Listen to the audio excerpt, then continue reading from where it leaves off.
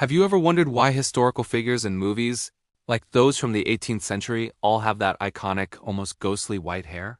Was everyone just born with platinum locks back then? The answer, of course, is no. What you're seeing is one of the biggest, most expensive, and frankly weirdest fashion trends in history: hair powder. Welcome back to our channel, where today we're diving headfirst into the dusty, fragrant, and surprisingly political world of 18th century hair powder. It's a story that involves status, scent, and even revolution. So grab a seat and let's get into it. Let's set the scene. It's the 1700s, especially in the lavish courts of France and England. If you were anybody who was anybody, you powdered your hair. This wasn't just a light dusting. We're talking about a full-on application that turned your hair or wig stark white, or sometimes a fashionable gray, blue, or even pink. But why? Why go through all that trouble to look like you've aged 100 years overnight? Well, the trend didn't just appear out of nowhere. It actually had its roots in a rather unpleasant problem: disease. In the 16th and 17th centuries, syphilis was rampant across Europe, and one of its nasty side effects was hair loss. To hide the bald patches and sores, people started wearing wigs, or perukes as they were called. These wigs were often made from human or animal hair, like from horses or goats, and were exactly easy to keep clean. This brings us to another lovely problem: lice. Wigs became breeding grounds for these little pests. So, how did they deal with it? They started dousing their wigs with powder. The powders, often made from finely ground starch, flour, or even clay, helped to dry up the oils on the hair and scalp, making it a less inviting home for lice. Plus, many of these powders were scented with things like lavender, orange blossom, or jasmine, which did a pretty good job of masking, well, let's just say, less than fresh body odors in an era when daily bathing wasn't really a thing. So what started as a practical, almost medicinal solution quickly morphed into a full-blown fashion statement. By the 18th century, wearing a powdered wig wasn't about hiding anything. It was about showing off everything. Specifically, it was about showing off your wealth and status. Think about it. To have a perfectly powdered wig, you needed a few things. First, you needed the wig itself, which was already a luxury item. Then, you needed the powder, which was made from wheat or potato starch. That meant you were literally putting food on your head, food that the average person might be struggling to afford to eat. The more elaborate the wig and the more pristine the powder, the richer you appeared. It was the 18th century equivalent of wearing a designer handbag or driving a luxury car. Both men and women of the upper classes participated. Men's wigs evolved into specific styles. You had the campaign wig for military men, the bob wig for professionals, and the grand, full-bottomed wigs for formal court appearances. Women's hairstyles, on the other hand, reached literal new heights.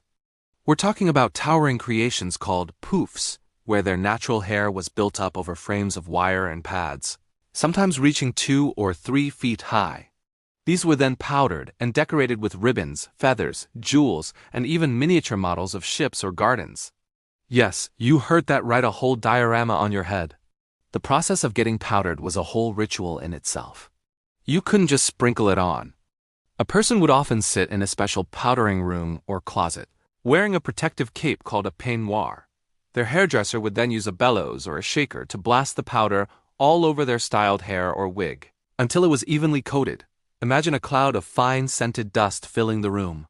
It got everywhere on your clothes, your face, and your lungs. It was messy, but it was the price of high fashion. The color of the powder also mattered. While pure white was the most common and a sign of ultimate luxury, there were other options. Gray and off-white were popular, but you could also find powders tinted with subtle colors like light blue, pink, or violet to match an outfit. It was all about creating a complete, polished, and very artificial look. Natural was out. Elaborate and expensive was in. This trend wasn't just about looking good, though. It was deeply tied to the social structure. In places like France, the powdered wig became a uniform for the aristocracy.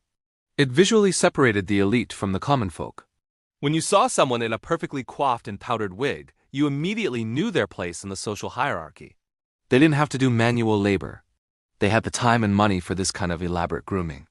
But like all extreme fashion trends, its time was coming to an end. A couple of major factors led to the downfall of hair powder. The first was revolution. In France, the late 1780s were marked by widespread poverty and famine. The price of bread skyrocketed, and people were starving. The sight of the aristocracy putting flour, a basic foodstuff, on their heads became not just a symbol of extravagance, but a symbol of grotesque inequality. During the French Revolution, the powdered wig became a dangerous symbol of the old regime. To wear one was to align yourself with the monarchy and the aristocrats who were being sent to the guillotine.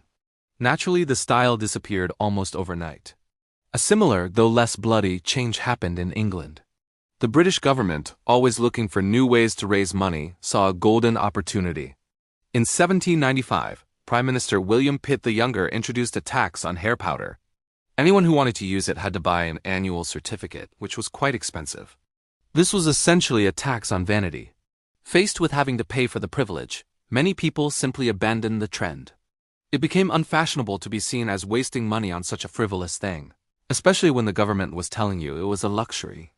Young men, influenced by the new, more natural styles coming out of post-revolutionary France, started cutting their hair short and leaving it unpowdered. This was the Beau Brummel era, the dawn of the modern suit and a more understated masculine elegance. By the early 1800s, the age of hair powder was effectively over. It lingered for a while in very formal court settings and as part of certain legal and official uniforms, which is why you still see British barristers and judges wearing wigs today, but as a mainstream fashion, it was dead. It went from being the height of sophistication to a ridiculous and outdated relic in just a few short decades. So the next time you see a portrait of George Washington or Marie Antoinette with that iconic white hair, you'll know the whole story. It wasn't about age or genetics. It was a complex symbol of class, cleanliness, and conformity in a world very different from our own. A world where your social standing could be measured by the amount of starch on your head.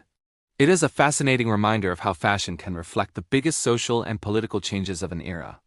What do you think is the modern equivalent of hair powder? Let me know in the comments below. Thanks so much for watching and for joining me on this trip back in time. If you enjoyed this dive into history's weirdest trends, make sure to hit that like button and subscribe for more stories. We'll see you in the next video.